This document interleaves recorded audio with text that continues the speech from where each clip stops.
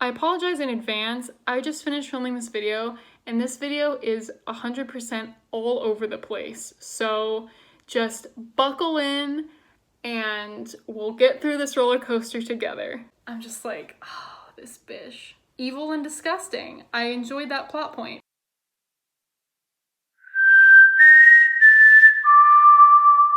Hello. The time has come for me to finally do my review of The Ballad of Songbirds and Snakes. If you watched my reading vlog, I will link it down below, but I had a lot of feels when I finished this book and I didn't know where to start in terms of reviewing it or even what rating I was going to give it. So we're going to talk about that today. So I have, thankfully, a list of notes on my laptop that I took right when I finished the book for things that I wanted to discuss. Since then, since I've read other reviews, since I did the live show on Peyton's channel, I think I have a lot more to say than I thought I originally did. So I am glad that I waited so long to make this. Hopefully some of you still care. So I'm not gonna bother giving the synopsis of this. I think if you're watching this, you already know. Hopefully you've already read it, or else I'm gonna spoil it for you. But let's talk about what I enjoyed first. Let's start off on a positive note. I enjoyed seeing what the Hunger Games used to look like. I enjoyed like that whole transition of like, you know, we thought it was bad back when Katniss went through it in terms of the time between the reaping and the start of the games. We're like, oh, well, that's awful. But at least they weren't in a zoo. At least they weren't in a cage. At least they were getting fed. Like, in that sense, it's so much better now when Katniss goes through it because they aren't treated like actual animals anymore. I liked all this stuff in terms of how much the games have changed since the one that Snow was a mentor for, and how no one wanted to watch it back then. And, you know, they couldn't figure out how to keep people's attention, whether or not they should make it mandatory to watch it. You know, the mentors obviously weren't the victors yet. So there's just a lot of change that happens in terms of the actual structure of the games, and I really enjoyed all of that. I like that we got the origin for the games, how it started off kind of as a joke, which was then taken seriously. I really liked the whole aspect of music in this book. I think my favorite thing in the entire book was the hanging tree. The second that they were talking about the guy who was getting strung up and it said he murdered 3 people, I immediately was like, is this the hanging tree? And it turns out it was. We got the origin for that. We know who wrote it now. And I just love that, not to mention the Valley song and just a lot of the other songs. There's just a lot of music involved, and I really, really like that. We can see that in, you know, how Katniss's dad was into music as well, and I really, really like that aspect of it. I also really liked Lucy Gray as a character in general. I thought she was very interesting. I was always excited to know what she was up to. Also, I was living for all of the little Easter eggs from the original series, unsurprisingly. But I was just so excited, like when they mentioned the bakery in District 12 and just all of the stuff. Wasn't really a fan of them specifically saying Katniss with the Katniss root. I thought that was a little bit too on the nose. All right, let's move on to some of my other bullet points here. So I think my least favorite thing was that I feel like Snow started like here in this book. And then the President Snow we know from the trilogy is like here in terms of like evilness, awfulness, like, you know what I mean? And from the beginning of Ballad to the end of Ballad, he came to like here. Like there's still so much of a gap between the President Snow we see in this book and the President Snow that we know in the trilogy. And I thought that that was the whole point of this book, was to bridge that gap. But then there's still people saying that they could see how, and I don't think it's likely, but they could see how there could be a second part to this. And I feel like the fact that so many people are saying that, so many people are feeling that same way, that's not a good thing. I think we all expected to see this arc. And I do know some friends, everyone in my real life who's read it likes it more than I do, likes this book more than I do.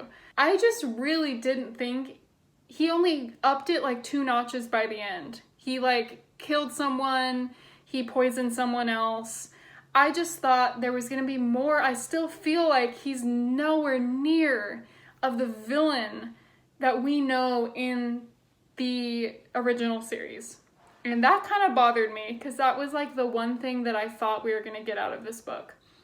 The other thing that bothered me was I feel like I wanted to see him become president. I was never expecting, nor did I really want this book to end like around when Katniss shows up. I didn't want them to directly connect like that, but I just expected to have more of his villainous personality developed by then. I expected him to be president by the end of this, and I didn't like this epilogue, how it just quickly was like, oh, and then he did this, and he did this, and he poisoned this person, and now he's evil, and here you go. And I was like, he's still not the President Snow that I know from the original series, and I just feel like it didn't go far enough. Like, we only got half of it, if that makes sense. So that was like my main pet peeve of this. The other thing that really annoyed me was that Tigress was his cousin. For what? Why? What was the point? What was the point of having this character that we know and love from Mockingjay be in this? Oh my god, it's his cousin. Oh my god, Tigress is his cousin. How does she go from being his cousin to actively helping Katniss and them take him down in Mockingjay? Like, that's such a huge transition. And she is barely in this. She's in it at the beginning. I really, really liked her. I was excited for her, like, you know, supporting character arc. Never happened. We're kind of left to draw our own clues as to why she flipped, you know, so much and is so now against him. But I still don't think, I think something's missing. I think because we didn't see his full villain arc, we never got to see why she went all the way towards actively supporting Katniss and all that. And that really made me sad. Because why put her in there if we're not going to get a good plotline from her and we're not going to see this character arc for her that I was so excited about?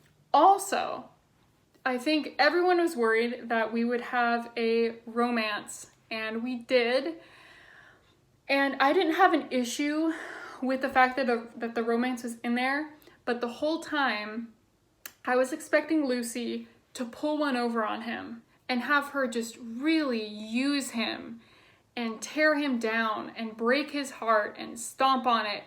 And I feel like Lucy is so smart, but somehow she sincerely felt feelings for her. And I don't believe he sincerely loved her. He is very obsessive. That's a thing I liked. We saw that character trait in this. He's very obsessive. He was very possessive of Lucy. It was very disturbing. And I'm like, she seems so smart with her entrance, her dramatic ass reaping entrance of her putting a snake down someone's dress. I just expected more from Lucy. I kept waiting for her to be like, ha, joke's on you. I was playing you this whole time. And it never really happened. And so I was like, what is the point of his relationship with her? And like, I get it, but I also don't get it. You know, I get why it's in there, but it just didn't do enough for me to justify having to read kissing scenes with President Snow. I also am not a huge fan of open-ended things. I wanted closure on Lucy. I wanted to know why she was there, what her purpose was, how she contributed to Snow's backstory and his villainousness, and I didn't really get it. Is she dead? Did she survive? Did she set the trap at the end? If so, why was it a non-venomous snake? All that was left behind was her scarf and a snake.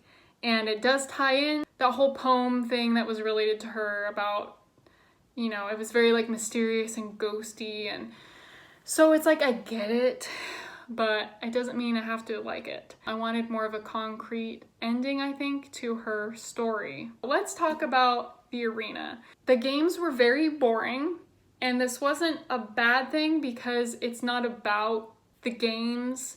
He's not a tribute in them, so it made sense that we don't like see that much from them. But I still expected something more. I don't know. Because this book was in third person, I was kind of holding out for a point of view from Lucy, especially when she's in the arena. Because of the lack of technology back then, when she was hiding in that tunnel, she was hiding in that tunnel. We did not get to see her. We did not get to know what she was doing. Snow didn't know what was going on, so we didn't know what was going on, and it felt very, very slow. And then afterwards, it was just like this big info dump of like her talking about her process throughout the arena, and I was like, I wish we could have seen it. We didn't really get to know any of the other mentors that well.